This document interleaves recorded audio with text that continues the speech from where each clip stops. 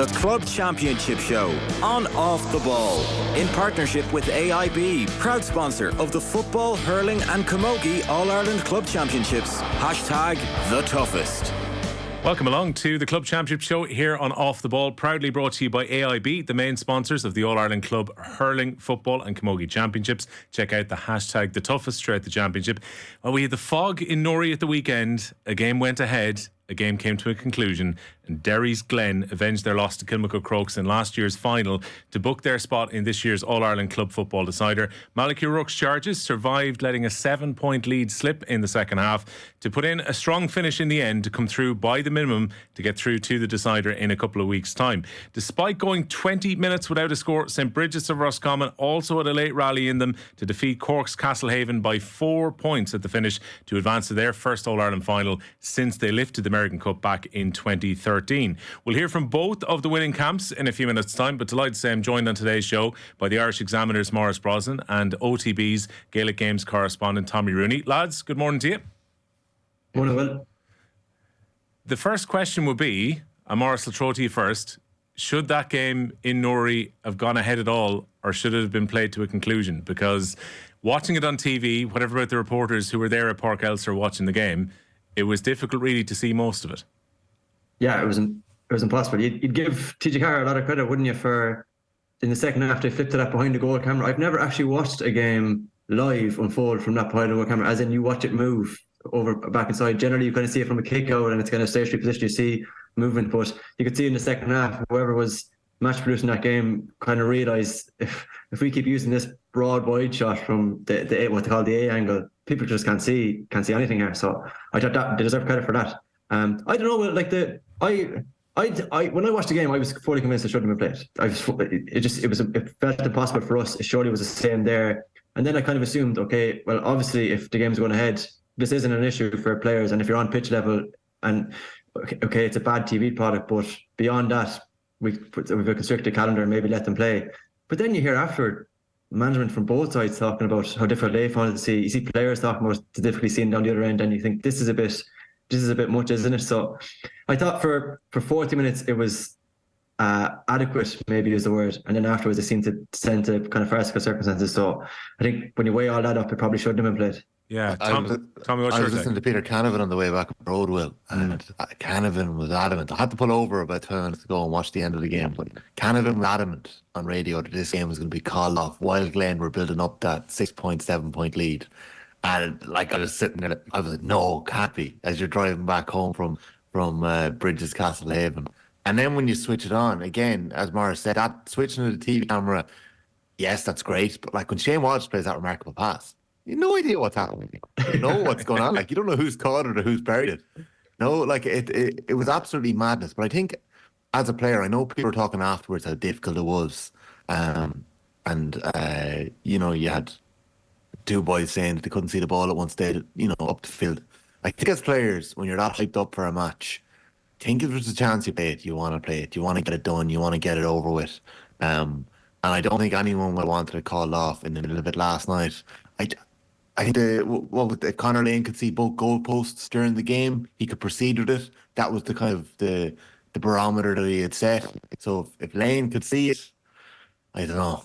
That's a fair game, I think. Yeah, and like Maurice, you said, the calendar doesn't help in all this. So you had a Walsh Cup game between Offaly and Galway, which after 55 minutes, the referee said, look, this is a pre-season game. We're not able to see properly for the safety of players. I'm going to call it off. No one's going to complain too much. The reality is St Brigid's had already completed their game against Castlehaven. There's only a couple of weeks till the final. There probably wasn't the wiggle room if they had to come back and play that, say, next Saturday. Yeah, that Galway game was...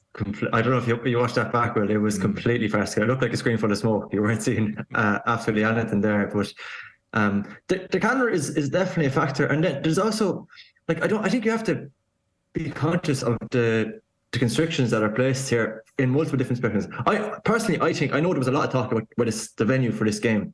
I could see the logic in fixing it for Croke Park. I know I'm in the minority on that, but just given the fact that you've got the floodlights, the underground heating, you would guarantee people be able to see the game, firstly. But the constrictions there is that, cast your mind back to this time last year, and Croke Park was in rag order. The pitch was very heavily wearing the brunt of playing too many games. So they decided that they're going to use it less frequently. And as a consequence of that, you go to club venues, which is great, and I absolutely love that. But inevitable byproduct of that is playing club in or smaller provincial venues during January is that you're going to run into difficulties, whether that be in terms of the surface or whether that be in terms of the weather. That's just inevitable. So I think that's a real kind of a hamstrung element for everybody here. And I also think there's been a lot of kind of talk subsequently about what exactly are the barometers for playing a game. Tommy mentioned seeing the two posts. The GA actually spokesperson said during the week, speaking to the Irish Times, that it's not necessarily anything specific like that they're not drilling down and picking one thing. It's just generally him making a call on the day. Is this safe? Can both teams this be played? He doesn't need to contact anybody. It's the determination of a referee. And if you weigh that all up and you think, okay, he's in a very difficult position. Both these teams are in a very difficult position. The GA are in a difficult position in terms of where they can play this game. It's just an unfortunate thing. Like, it's not. I don't think you can. This isn't something where you can point the finger at anybody. It's just unfortunate. These are the cards we were dealt. I think we just need a repeat next year, do we? Kilmacud Crokes, another All Ireland semi-final or final. We'll take it. Oh, definitely. I'd like to be able to see a little bit more of it this time from home on Sunday. But like, aside from that, it's also an important point that Colin Keys made it in his report afterwards in the Indo, which is that, like, realistically, abandonment had to be on the card, Tommy, with the way that the fog got worse in the second half. But as you already mentioned, when it gets to a position whereby Glen were well ahead after half-time when the fog started to get worse and worse, you'd probably have to consult with both sets of management, and that would have been an interesting conversation for the referee at the point the game was at. Yeah, but then our Glen put hands up in the 61st minute and saying, call it off, draw a game, let's call it here. Like when Kilmacud Crokes get the run of them, it's such a difficult decision, impossible. God, if Conor Lane had made that decision, it would have gone down in infamy. Either way, it would have been somebody complaining or somebody giving out. I think actually Lane made the right call, and I think he went with it, and nobody was hurt. Sure, it was hard to see, but game went on. I think for the best part, the players could see what was happening in front of them if they'd been restricted a little bit. But maybe there was no orange ball there, Tommy, but I can't understand why the orange ball that was used in the Dome wasn't used in these circumstances. Surely this is the perfect time to get the orange ball out. It was not sort of an anomaly, kind of a first time we've kind of seen the orange ball. I know the yellow slur has become a bit more frequently used these days, but Maurice might know a bit more about it. The orange ball, is that something we might see over the next little while? So this is kind of as part of the Dome with when John Penty came up with the idea. They had a couple of different things, a couple of issues that would have come within the circumstances there, because it's such an unusual thing that everything comes with it. So originally they actually had a yellow ball that they would use in there. The orange ball made its debut this year. That it's just a very clear differentiator between the roof and the ball. I think it's I think it's a great idea. Like, it's as long as there's no obviously. The yellow sitter was such a controversial thing for some unbeknownst reason. So as long as there's no actual quality impact, I wouldn't see why that's not a very easy fix that we could see.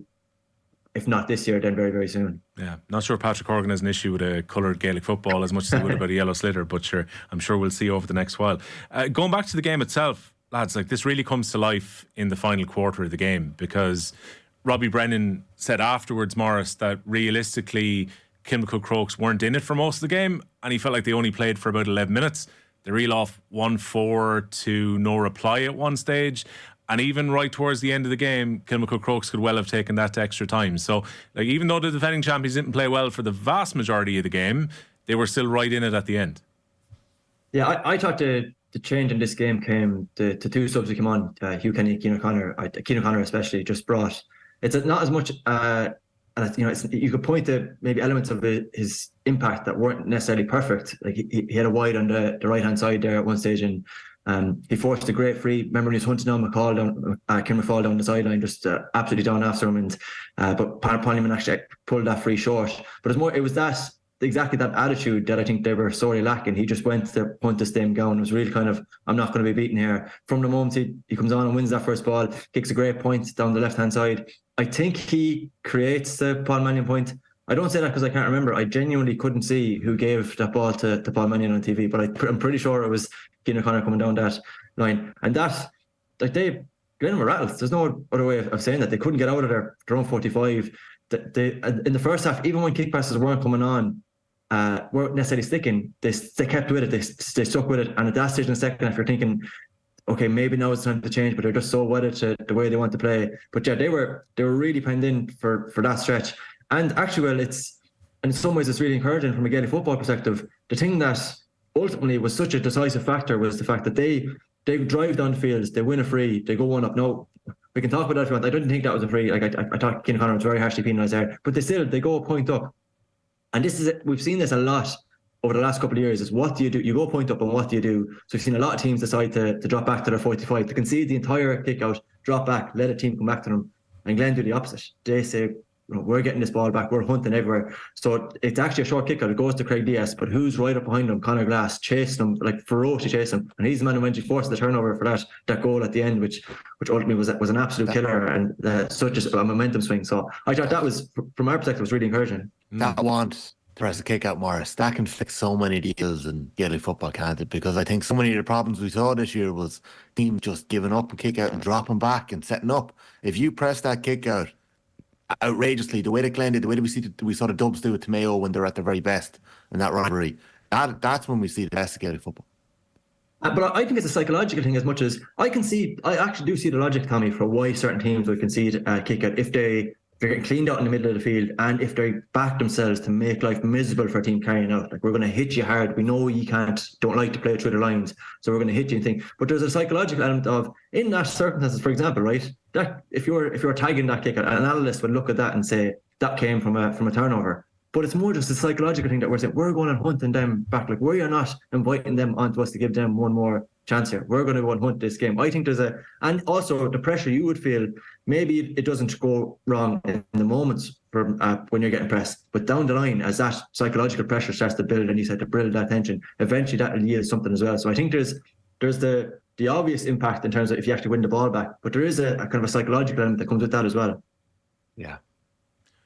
Tommy, how do you assess like Glen up until that point, maybe where they drift a little bit afterwards? Because I thought, like, after Crokes had a decent start, Glen looked very much firmly in control up till half time. And then, as you mentioned, they reel off those run of scores. And it looked like once they got to their 13th point that it was going to be remarkably comfortable at that stage. Yeah, it's amazing. And we'll get to the second game, or the first game, Brigid Castlehaven later on. But the similarities that came in, the momentum shifts in both of those games, really, really interesting. I think with Glen, I think they were in total control. They were playing some of the best football I've seen them playing in quite a while. But they also kept Mannion and Walsh very quiet. Like the job that Michael Warnock had done and Jen Walsh in that first half, even just restricted the influence that they were having.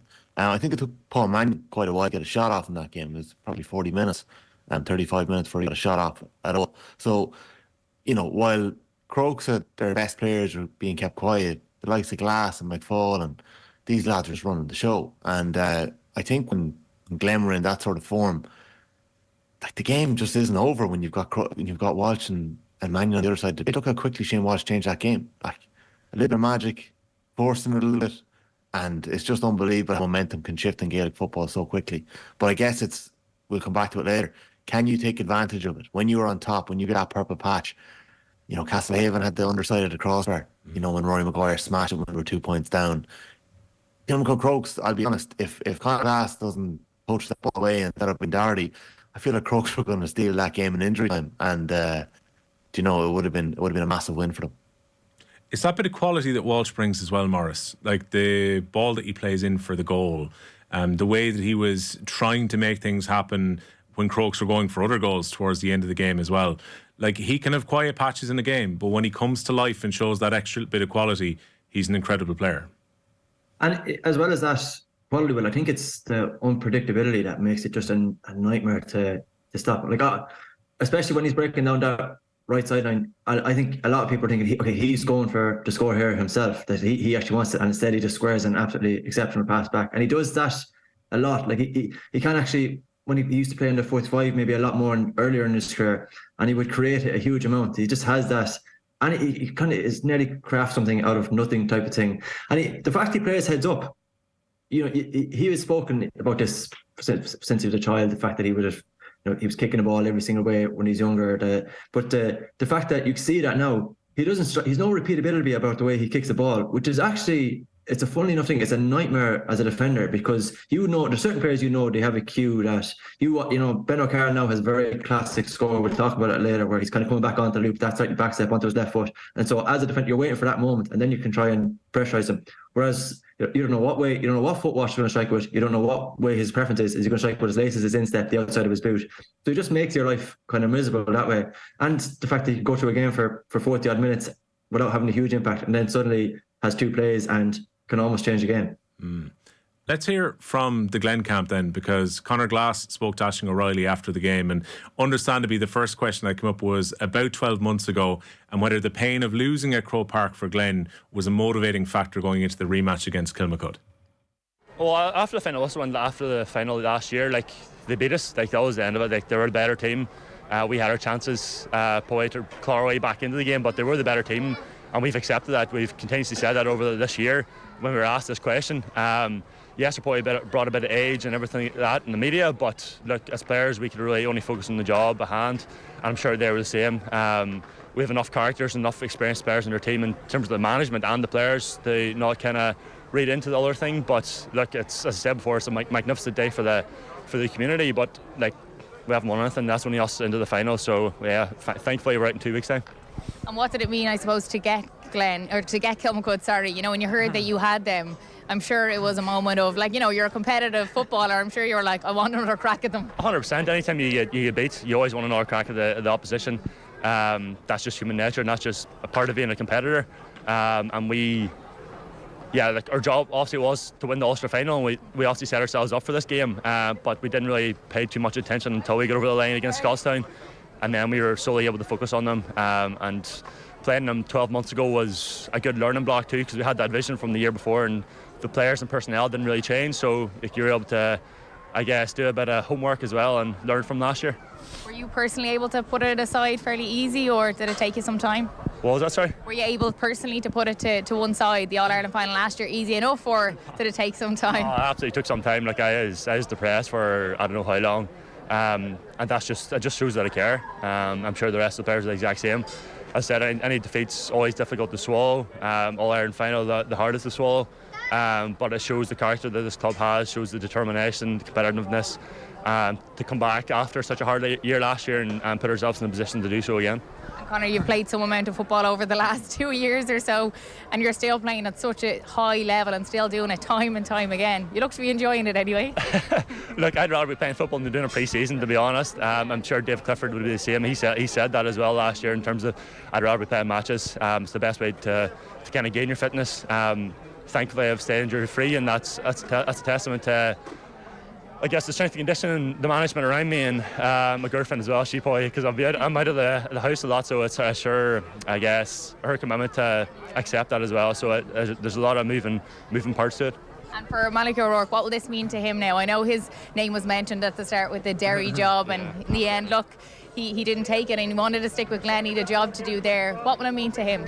Yeah, like Malachy, I chatted to him briefly about it when the Derry job was about, and he said that he was solely focused on Glen. And after he said that, I knew good things were going to happen, whether it be this year or in the following years, the years to come. When you have a group of players following a couple of men that determined to get the best out of you, like, it's a special place to be. Luckily, I've been with 2 teams that are in Derry and Glen that have had that sort of culture within the team. So, yes, I'm just very fortunate to be a part of 2 good setups. Well, you're back in an All-Ireland final. You have St. Brigid's of Roscommon. You'll be looking forward to that one. Yeah, look, they're a magnificent team. I watched them against Corofin. Look, they're a serious outfit. In terms of Roscommon, they've always had good players, and none better than the county this year. I think it's Ben O'Carroll, corner forward. Serious player, and Brian Stack, the full-back, and is it Eddie Noel in midfield. Like, their team's stacked. They're in an All-Ireland final for a reason. They're serious competitors, and look, we're looking forward to going hammer and tongue in 2 weeks' time against them. And no doubt all your support will be back up to Croke Park on the 21st of January. Absolutely. No, it's going to be special now. As I said before, coming down to one location, and no better place to do that than the headquarters. Our club hasn't had this history before. We barely played in Celtic Park and Clonus and that sort of thing, and Armagh, never mind Croke Park. So look, we're going to enjoy this occasion, but as players we have a job to do, and we're going to look forward to it. There you go, Tommy Rooney. Conor Glass, a man who's barely had a break in the last 3 years between league finals, runs to All-Ireland semi-finals, now back-to-back All-Ireland club finals. And in the 63rd minute, he's still breaking himself to get up and push up on a kick-out to force the turnover for the goal. Yeah, but Glass is something else, isn't he? He's unbelievable. And I think the run that he's been on, Sean Kelly's been on similar enough kind of runs over the last couple of years. He's been struggling with injuries. David Clifford, remarkably, has kept the body going as well for the most part over the last 2 years. He's had a couple of nicks, but Glass has just been a freak nature. I don't know, Maurice, is that the AFL conditioning from the couple of years he had beyond? It's funny. I was thinking about this earlier. So I landed in Australia in 2020, January 2020. I was on the plane flying into Sydney. I could see the bushfires in Sydney at the time, and I thought, okay, thank God I missed that. And 3 weeks later, everyone starts talking about this virus that's coming across the world that might be able to shut down the whole globe. So, but I flew down to Melbourne for the opening round of the AFL, and I met Conor Glass there at that stage. So this was when, and I remember it was him and his housemate at the time, Conor Nash from Meath, obviously, who and they lived together. They joined Hawthorn at the exact same time. They were actually being recruited at a very similar time. Didn't necessarily know it, but from a very early age. And Conor Nash was talking about the next 5-10 years, what he wanted to achieve in the AFL. The fact that he's become a part of a group, he wanted to establish himself, and then next thing was about winning. Conor Glass was talking about getting a crew from Mahara out there. What had Chrissy Mackay done when he was over in Sydney and brought back to Derry? How desperate he was to get back and play for his county. It was very obvious to me at that stage. There's two different. We're never getting Nash home, are we? I don't think so, unfortunately. No, I don't think so. But one thing, I don't think I'm breaking any state secrets here. But one thing Conor Glass would speak very much about at the time, and even when he came back, he said to me again was. He was watching a lot of sport, and he was big on this concept, one brain. So can you get in any team sport, can you get the entire team thinking along similar patterns, the one brain ideology? So everybody knows in itself what they want to do. They want to operate in sync. It's a very kind of standard idea, but how do you cultivate an environment where you get everybody thinking along one brain? And I have to say, when you look at what has happened to Derry since its comeback, and the way, particularly last weekend, the way Glen were they operate in sync, I think a lot of that is down to him. I think driving that, the idea that they know exactly, you hear anybody time you go to Glen, it's not from the sideline. You see that yourself, that this is on-field stuff. So much of it is what they're doing themselves. I think a lot of him is responsible for that kind of intangible stuff. So his impact on the field is absolutely obvious. But I'd say we will learn gradually over the next couple of years his impact off the field as well has been just as impactful. Let's hear from Robbie Brennan then, the manager of Kilmacud Crokes, winning 3 Leinster titles in a row, coming up just short by a point in that semi-final. But he said he was proud of how his players rallied when they fell so far behind in the second half. Proud they died with their boots on, I suppose, is the phrase everyone's using. We looked a beaten docket. We were a beaten docket at 11-4, and I thought we were done and dusted at that stage. But where the lads found the energy to come back and have a crack at it, and they did. But ultimately, Glen were the better team, and as I say, ultimate deserves winners on the day. Yeah, how were you feeling at half time? You went in 5 points down. Obviously, something you said must have worked. Well, not so sure it did. I think at 30 minutes, there was about 2 minutes of injury time. I think it was 7-4. We were hoping to get in maybe at that stage because we hadn't played well. And obviously they went 11-4 up, so I'm not so sure it was much we did at half time. But the lads just took the shackles off then and had a bit of a cut at it, and probably played for 12-13 minutes, and it was nearly enough to steal it. But it probably would have been daylight robbery now, truth being told. Well, the conditions, that was a big thing here today. The fog. How did you find, I suppose, your game plan with that fog? You were looking for the ball inside, and almost at times they were probably thinking themselves, it's not on, I can't see the player. Yeah, that was it. I think there's a few times we were screaming, kick it in, but the lads couldn't see, So, but as I've referenced, it's the same for Glen. So they obviously just handled the conditions better than we did, and ultimately, I'm not saying it caught us in the end, but it was difficult to play out there. There's no doubt. Yeah.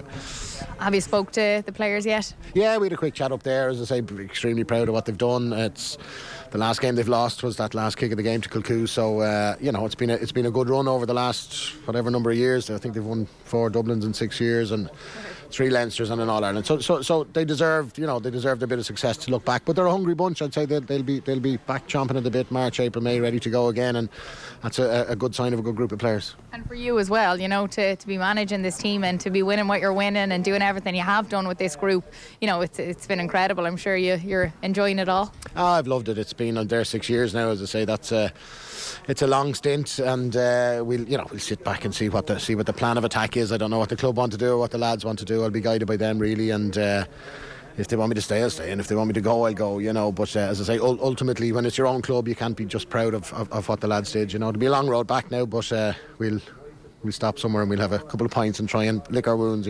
Yeah, that's it. You have to sort of look at everything you have achieved, like, you know, winning 3 Leinsters in a row. That's never been done before. Obviously, the reigning All-Ireland champions. And even today here at Park Ezra, seeing the amount of people that have come out and to see a club game in this light, I think is just been unbelievable to see. Yeah, no, it's huge. And like you'd imagine between the two clubs now with Glen and Crokes, there'll hopefully be a history going forward. You know, we'd have a lot of respect for them. And as I think they're a fantastic club, carried themselves so well with all the shenanigans going on at the end of last year, and you never heard anything come from them themselves. So nothing but respect from us, and as I say, we wish them very well now in the final. Yeah, there was a lot of shenanigans. Were you able to put that aside in the build-up, or did it play into the build-up to get you motivated? And not that you need to be motivated, but, you know, did it add to the spice of it all? No, I don't think so. And as I said, everyone, I doubt it did for Glen either. You know, it's on the day. It's last year's a long time away, or a long time ago. So no, it's about the process and just getting the usual about the process and getting through it. But they just, you say, Glen executed their plan better than we did today, and more credit to them.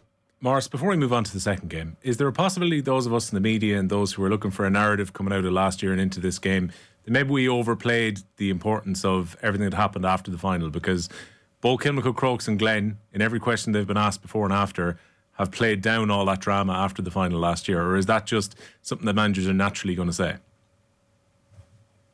The latter, I think.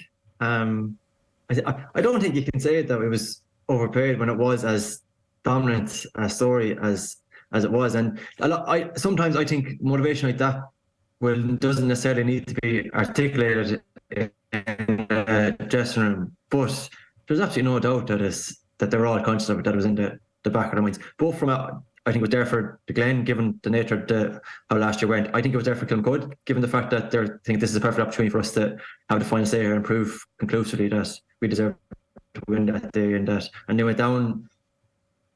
I couldn't agree with Robbie Brennan more. Like they went down like champions. Like they did die with the boots on. The way they rallied was very impressive in the second half. But no, I don't think it was overplayed. No, if you think otherwise, feel free to say it. But I think by and large, I think that it got the coverage it deserved purely because it was as big a story as it was. Tommy, you were on, I guess, a game that was less affected by fog and more maybe the frosty conditions on particularly one side of the pitch for St. Brigid's win against Castlehaven. So 111 to 10 points. We've got a similar story here where Brigid's at one point were cruising at 6 points up. They couldn't do anything wrong, really, in the opening exchanges. I think they scored 1-5 before they hit a wide. They were in a really, really strong position in the game. And then they go 20-odd minutes without a score before rallying late after Castlehaven had eaten away at the lead. Yeah, I think that's one of the big things in this game was, yes, Castlehaven improved after the break. I think the first half was nearly a carbon copy of what we saw when Brigid took on Carfin. Carfin were flat. They weren't able to get up to the pace that Brigid brought to the table that day in the Connacht final. And I think Castlehaven were carrying maybe a couple of knocks and niggled in. They were targeting a fast start. Didn't happen for them. Brigid's brought that electricity, that energy. And as you mentioned, Will, 1-5, 6 shots, 6 scores between second and the 18th minute. They went 22 minutes without a score then. And in that time, they hit 6 wides at the start of the second half. Their composure deserted them. And I'd imagine when they're watching this game back this week, I don't know if they'll be hammering fellas about it, but there were certainly shots that probably shouldn't have been taken. There was a moment when Paul McGrath broke through and he had 3 options in front of him, and he blazed one wide. He could have slipped one, Carroll dropped one short. There was just a couple of wides that probably were rushed and forced a little bit in the key moments. And within that, they allowed Castlehaven, a team that have done this time and time again this year, they allowed Castlehaven up a bit of momentum, get a little bit of energy going behind their own game, started reeling off scores. They're a team that are able to create goals. We saw Brian Hurley snap past into Jack Callahan for half, and he rattled the crossbar. And then on the far end, Hurley slips and Rowan Maguire. And Maguire, God, he gave it well. He gave it everything he had. The funny thing is, if he actually hit the ball a little worse, if he actually scuffed a little bit, that ball probably ends up in the back of the net. And Castlehaven, from seeing them up close this year a couple of times, Castlehaven probably hold on from there. But Brigid's, huge credit to them. Much the same way that Glen recovered when a team have a run on you, and the momentum is shifted away from you. It takes a lot of character to be able to, I suppose, get hold of that game again and start doing things right and take over a couple of scores. Their sub Don Cunningham kicked a brilliant point, and I'd say it killed Dan O'Carroll a little bit to put that penalty over the bar at the end of the game, but it was the right decision. and that was it. That was the game, you know. Yeah, a sensible choice. Usually when Glory was there for 3 points, potentially just clip it over and make sure that lead is still there, Maurice. But the thing about Brigid's in the closing stages, understandably Castlehaven had to push up to try and bridge the gap right at the end of the game. But I thought Brigid's, who had shown such a lack of composure, which Tommy's already outlined, were actually very effective on the break in the last few minutes of the game. Yeah, and going back to what Tommy was saying, the similarities between these games, I thought definitely the way it started, where Castlehaven seemed to be giving up the kick out, and every Brigid's attack was ending in a shot. And Tommy mentioned that spell there where they were near flawless. It felt like things were just breaking kindly for them, to the extent where Brian Stack actually does kick a shot, but he misses technically because he kicks that shot short. But the ball bounces at McGrath's feet, just pulls it and volleys it first time, puts it over the bar. Like Brian Hurley, you would have put your house on him kicking that free, the first free he had. And I thought he was immense, lads. I really thought when he carried the fight for long spells and effective single-handedly. I don't think Brian Stack has had a tougher day in the last 12 months than he had on Hurley at the weekend. But that free missing, that chance breaking kindly for them, the ball rattling back up the crossbar, the first crossbar, Cahallan's shot, which flash passed out the goal, it just felt like everything was going against them. And at halftime, I think I even said it to Tommy when we were there, that this isn't sustainable for Castlehaven. You can't keep letting every single shot end every single attack end in a shot, because Brigid aren't missing. And boy, was I proved wrong, because for 20 minutes, all they did was miss. That McGrath chance, it nearly seemed to rattle him totally, the fact that he blazed wide. And then Conor Hand had one coming down the left, he swung in on his right, and he just pulled that badly. Bobby Nugent had one. Ben O'Carroll actually kicked a shot on his back. He was rocking back, all the momentum was against him, and that went short.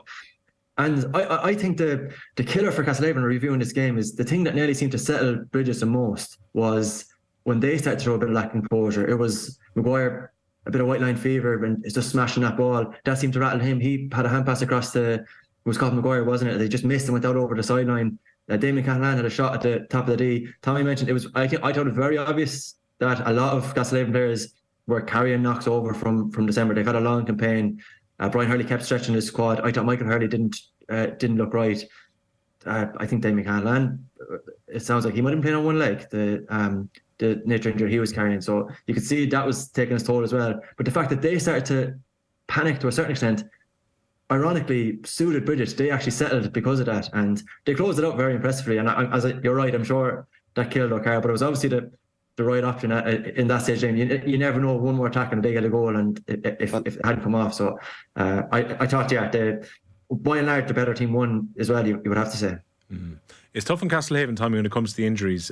James McCarthy, the manager, was saying afterwards that Damien Cahallan, Conor Cahallan were far from right. Mentioned that Damien, as Maurice said, was playing on one leg for the entire game. It looked at Will. You can see that, the influence that he's had in other games, it just wasn't there. He was on the periphery of attacks when Castlehaven had the ball. He was a good bit back. He wasn't breaking the line. So, and Conor Cahallan is a huge runner for them as well from midfield. Drives a lot of teams, draws fouls and slips off points. They were massive losses to Castlehaven. You were hoping that the break maybe would have them right, but probably the game came around even a little bit too quick. St. Brigid's, we'll hear from Jerome Stack in a moment, Tommy, but you've been very impressed by them and some of their attackers, particularly. That goal for Derwin was incredibly well worked, wasn't it? Yeah, one of my questions coming in here, Will, was, I'd seen Bobby Nugent kick frees, and deliver, but Nugent delivered from play last day, and Derwin had that first half where he's involved so much and he scored 1-1. Quite a youthful full forward line. I was just sitting beside Willie Hegarty, the great Willie Hegarty, on commentary, and he goes, "You have your B&B, but now you've got your 3 Bs, bed, breakfast, and what's the other 3? It's Ben O'Carroll." Just the lines that he was coming out were fantastic. So, Ben O'Carroll, Bobby Nugent, and Brian Derwin in that full forward line. For Brigid to win the All-Art, forget about Ben O'Carroll. He's the top scorer in the country. He's absolutely electric. You'd hope he delivers that performance that talent has shown throughout this year. He needs the other boys stepping up around them, as they did at the weekend in the first half. Maybe their composure let them down a little bit, and O'Carroll was one that kept going and kept things taking over him and setting up scores. O'Carroll isn't just a scorer, and Maurice said this as well. The amount that he creates from, I suppose, how he buzzes about the place, how aggressive he is, receiving the ball and laying off, the intent that he plays with. He's just a dream to watch, a dream to play with, I'd imagine, and a nightmare to mark. Actually, the aggression that he brings, I think it's a great thing for a forward to have. Brian Hurley will have something very similar. Just the intent that man has when he gets the ball in his hands. There's no waiting around. They've got an in-county calibre midfield in Eddie Nolan and Shane Canaan, 2 big boys that can move. Good on the ball, they're smart footers. You got Ronan Stack in the half-back line, like he's the one survivor in this team from 2013, and that I think is a big point going into this game. It is a young Brigid team, new generation, and I think we've seen it over the last couple of years. There's no great science to this, but taking a lot of teams to lose an All-Ireland final and then come back and do another. You know, Brigid's lost 1-11 to Cross Glen and to come back and won in 13. We saw Kilmacud lose one to Castlehaven and come back and win it next year. Kilmacud Crokes lose one to Kilmacud and come back and win it next year. Glen lost one. Are they going to come back and do it this year? It's hard to know. But you know, I have mentioned front attack there, as Maurice mentioned. I actually didn't think Stack played that bad. I thought he was unlucky for 2 frees actually. The second free, yeah. The second free, second half. And even the first free, the first half, I thought Hurley did exceptionally well playing that free. But look, I've seen Brian Hurley do this players all year long, where you know maybe he hasn't had a great in the county final against Nemo Rangers. Brian Hurley did not have a great game. His shots weren't coming off. When the game went down to the crunch, Hurley said it himself after the game. He knew his shooting wasn't happening. What did he do? He won 2 cheap marks and he slotted them over the bar. He's such a smart, intelligent footballer. I actually, back afterwards, I think all the press kind of grabbed him at one stage for a few minutes. I was chatting to him and he certainly felt like he had a great game, which is a rarity for him. I didn't think he had that bad a game, but Hurley is just that good. Sometimes there's not much you can do with it, felt like that. But yeah, I think Bridges, I think there's a good team there. I think, you know, Conor Glass obviously mentioned, he reeled it off like him, Gavin, the best players in every position from Bridget's. Very impressive from Glass, moments after beating Kilmacud Crokes. But like, I do think that there's a really good stock here in St. Bridget's. Let's hear from Jerome Stack then, manager with massive experience, having worked in Kerry and Clare with the Laois footballers of different since, was with Port Laois, was with Castlehaven back in 2018 before he's managing Port Laois as well. This is what he had to say to Tommy when asked about the bit of grit and maybe adversity that Brigid's have had to overcome on their run now to an All-Ireland final. When players have been through it, like we've been through games against Boyle, we've been through games against Pearses, even Mohill, where it's been very tight at the end, and we've had periods where the other team just get a run, and thanks be to God, I think we've learned from them. We're far from perfect on it, but I'm not afraid of a battle. If this team goes into a battle, I think you learn an awful lot about players in a battle, and I think we've had some of those this year, and I wouldn't underestimate the value of those when you go into tight games, when things aren't going perfectly for you. They won't go perfect the whole time, and I think that we've learned. I'm not saying we've got that right yet, but we've definitely learned something on it. And it's a credit to your team that you've had different players standing up at different times in each of those tough games as well, which is a big thing. You had a brilliant start, like the 3 full forward line, they had each scored from play inside the first 7 minutes. Dermot and Nugent were very good today. Ben O'Carroll, though, he's hard to handle, Jerome. Do you know, like, he must be a dream to coach. Oh, he is. Well, look, Ben, like I've said this before, Ben he's a special player, and he does a huge. Like while he plays most of his time up front, other fellas have to do a shift back further to the pitch. He'll do that shift for you, but he runs up front. He makes so many of them. I'd say if you put a GPS on Ben, he's probably up close to the fellas that would be in the middle third. Because he's making so many runs, even ones when he doesn't get on the ball. So, like, he does a huge amount for the team. But he's a special player. But look, there's more to it than that. Like, when the ball is played around, Bobby Nugent, Kieran Sugru, Paul McGrath, all these lads are all players that know how to play football and are intelligent and good on the ball. They were all very good in the first half in different ways. Obviously, second half, we'll have to look at that and try and ensure we prolong that period next time. I'll let you go now in a minute because you'll want to get an eye on the Glen Kilmacud Crokes game, which is taking place in Uri very, very shortly. You've coached around the country, Jerome, in many places in Munster. Was Castlehaven a spot you've been before? You would have been involved with the club back in 18, I think. Yeah, I was involved with Castlehaven for a period of time, and all I would have is fantastic memories of it. A fantastic club, very similar to Brigid's in a lot of ways. Same sort of ethos, same sort of people behind the club. They're pitch out in the middle of nowhere, same as Kiltoom. I would see great similarities. We might have great time for all the Castlehaven players. And if that result could have gone a different way when Rory Maguire hit the crossbar, and if they had won, I'd be above there supporting them in the final, and they'd be due that for me because they treated me very, very well. I'd have just great time for them. There you go, Jerome Stack in conversation with Tommy after the game at Semple Stadium at the weekend. Maurice, Brian Stack was saying he was only a kid watching in the stands in Croke Park back in 2013 when Frankie Dolan and Cake were embracing after the game after that dramatic win for Brigid in 2013. So this is a new experience for this young bunch of Brigids who are going to the final. Given now they've beaten Castlehaven, given how impressive they were in parts against Castlehaven in that game, do you give them a shout against Glen in the final in a couple of weeks? Oh, 100%, yeah. 100%. I think this could be a great game. Just to double down on what Tommy's saying, they've got so many like actual footballers, like players who just really comfortable on the ball, really pacey. If they size up a one-on-one, some of them are comfortable taking them on. At the other end of the pitch, they got a lot of kind of firefighters, really intelligent defenders. I thought Pierce Frost in the corner, I know Conor Haney got man of the match. I thought he did a superb game. Not necessarily going out and cancelling out one player, but just always seemed to find the danger and you know, attack it hard. There's a couple of nice links between the Brigids of old and the Brigids of new. You would notice a lot of the older crew at a lot of the games, and they'd be on the pitch with this current team a lot. So you would have seen, for example, at the Conn final, you would have seen the Frankie Dolans or the Carl Manions. They were all out there on the pitch, kind of congratulating the lads. And I think that reflects pretty well on the club. You can actually see it on the flip side too. I thought it was telling at the weekend just how much time Drum Stack spent with the Castlehaven lads. There's clearly a real bond there that you could see that whatever relationship they had in 2018 it's still pretty lasting. But yeah, to answer your question, well, they've got a master. I think it could be a great final. I think that if they're going to play on the counter the way that they have, and they're so good at kind of forcing that, it will propose a really interesting matchup, because Glen like to kick the ball, and sometimes they're kicking in the second half of the weekend. Some of those kicks were blind, and they still came off. You know, there was one that Rory Carl, this punch that just broke at the feet of, was Mulholland, wasn't it? They just picked it and put over the bar. But I wonder to what extent would that actually work against Bridges. I'm not so sure it would. So from a matchup perspective, it would be really interesting. It would be excellent on the 21st. Now we've got 4 finals on this weekend. Tommy's going to Croke Park for us here and off the ball, but TG Carr is showing all 4 of them at the weekend.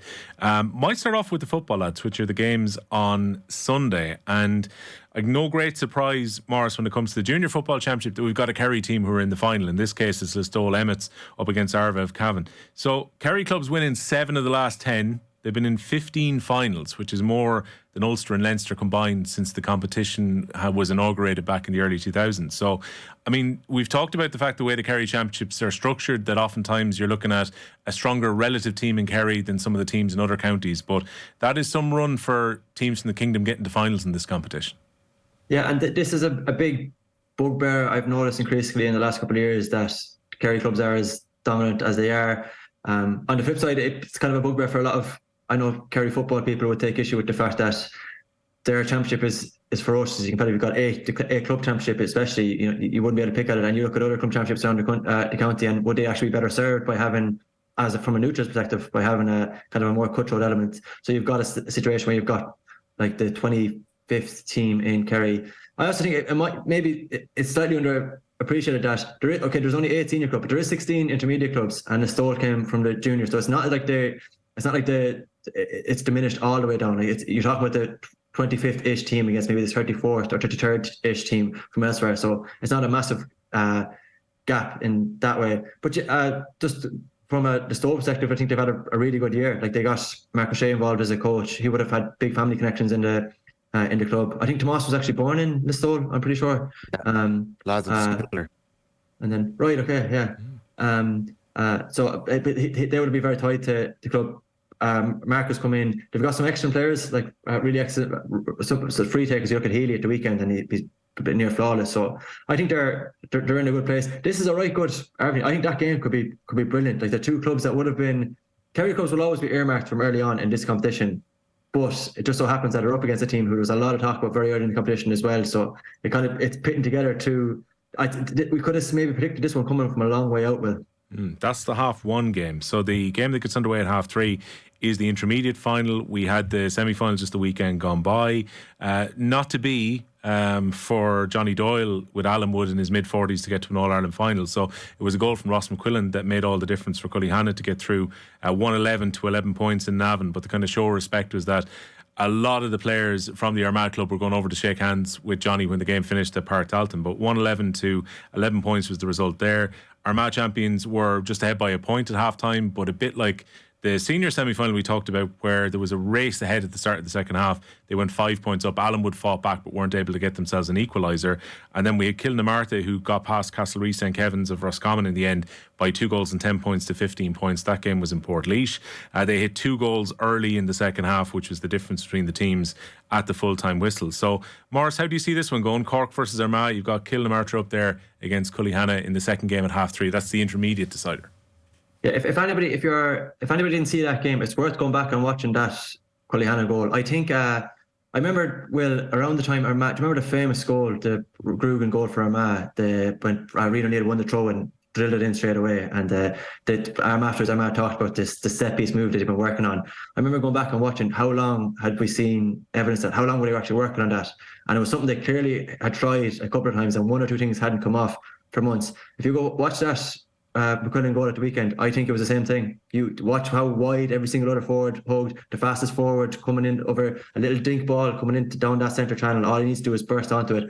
Everybody they've totally cleared out. I wouldn't be one bit surprised if we hear. I haven't seen a move like that work since under 14 Mars. Our club team from Condor Mead Hill, Peter O'Halloran had a brainchild, and we used to get goals from it all the time. I haven't seen it work since then. Remarkable stuff. I think you're right, though. I think it was a but yeah, and so the game itself, it's actually, as it happens, the same thing. Well, not the exact same thing, but the thing that swung the game for Kilmacud was two goals into when you've got a first phase goal. So basically, from a kick out, a big massive sweep and attack coming down the left hand channel.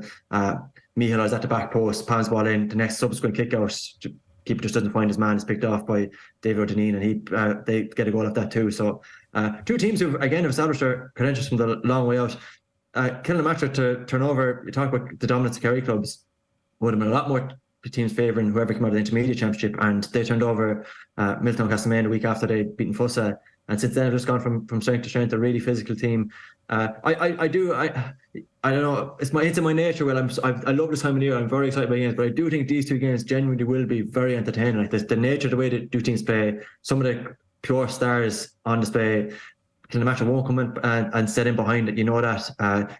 John Evans' media deans over the last couple of weeks have been very entertaining. So I think every element of these games depicts that they will be a right good game. Yeah, no, it should be really good. The hurling finals are on Saturday, and it's amazing to think 15 years ago Wally Welch was playing for Tuller Ross Birkin in an All-Ireland final.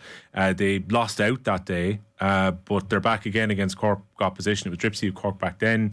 They're up against St Catherine's of Cork this time round. And I was chatting to him after the beat Cole Shanahoe in the Leinster Championship. I bumped into Wally in Kilkenny that day, and they were getting ready for a Leinster final. They've been very impressive and very free scoring in their run to the final. So again, here he is, 17 years of age, back in 2009, one of only 2 players still playing for Ross Birkin who got through to this final. Pat Hartley started at centre half back then. So it's going to be interesting. I mean, it's very tough for any player to miss out, but I was kind of doing some reading ahead of this game, Maurice, and Daniel Mangan, who'll be the captain of St Catherine's, unfortunately has a cruciate ligament injury, so he's kind of written the speech and he's ready to be there as part of the day for his team, but unfortunately he's going to have to watch on. That's a cruel thing when your club gets to Croke Park. Yeah, I did the St Catherine's semi-final for our paper, and the band they bring to games is class. Like they'll be, and in fact you got 2 neighbouring clubs in a final this weekend. I think that'll really be one knocking on the other. So you would generally, maybe one part of the downside of double header as well sometimes is maybe that you do notice, especially in club games, there's a real clear out after one game. That won't happen, definitely not from a Cork perspective this weekend. And then I suppose just building on that, they're a team who've been very well coached, obviously got a lot of experience in that management ticket. You see that there's evidence that in the games, maybe the way they close out games, I think is really telling to see that in lower grades. So you want to talk about dominance too. Like, I mean, whatever about Kerry clubs, Cork and Kilkenny clubs are really starting to come to the fore in the lower grades here. So there's kind of there's an ongoing rivalry in that regard as well. Junior final is 5 o'clock. The intermediate final is going to be at 7, which again, as Maurice mentioned, you've got Castlehaven not too far away from St Catherine's up against Thomastown of Kilkenny. That's a 7 o'clock start. Some interesting players for Castlehaven. You've got Niall O'Leary currently with Cork. You've got former Cork player in Colm Spillane, so they've got that bit of Croke Park experience with them coming into the game. Very impressive the way they fought back in the Munster semi-final. They beat Crotto O'Neill's of Kerry after being 9 points down, brought the game to extra time and won in extra time. And then you look at Thomastown, who are coming into into this on the back of a lot of hurt in recent years. So they got to the Kilkenny finals in 19, 20 and 22, lost out by a couple of points and a point in all of those finals, get over the line in 2023. So they're going back to senior in Kilkenny for next season. And they have got a little bit of history and some players still around. When they won 11 years ago, they won the junior championship. So again, that on the face of it looks like a very interesting final, Maurice. Yeah, it does. And there's two things. I think just to go back to something you said there earlier, I'm sure Tommy will attest this. I don't think you can underestimate the influence of someone like Cullen Spillane or an established inter-county pro when you get out of your county. Because even really storied clubs, I know Gary Sykes was talking about this recently with Cara Finn. Them getting out of Galway was a totally new phenomenon for the vast majority of their dressing room. Like there's lads who've never, both in terms of the caliber player you come up against, but also the experience of going up against county champions, the kind of the merry band of supporters that's coming behind you and dealing with all of that. And I think a guy like that, this is the intangible stuff. Well, this is the thing we're all trying to bottle, but I think a guy like that would just be invaluable to have. And Niall is going from strength to strength. He's probably, you look from a Cork defence perspective, he's becoming a really kind of target option, a really efficient man marker for them too. So there's a big stand to that. And then on the flip side, you've got, especially from a Kilkenny perspective, where it's all about trying to get back into a cutthroat senior division. And now you've got this added allure. So that was your main priority for so long, but you've got this added allure of coming into that off the wave of what is potentially an All-Ireland. Can you imagine hopping into a senior championship next year on the back of that? Like the momentum that would give you, what that would do for a club, not just celebrations on a Monday and a Tuesday, but for the next 12 months it would be invaluable. Yeah, makes going back to the gym for pre-season that bit easier. Tommy, give us an insight in that before we finish, of having someone around who's maybe been there, done that at the top level. I mean, with Cratloe, you've had some inter-county players with you this season. What difference do they make to you? Of course, it makes an absolutely monumental difference. Like, and even some of the Cratloe boys, like we had 6 or 7 fellas that had gone on Munster runs before. Like there was that Cratloe team that ran Dr. Oaks to just a point back in 2013.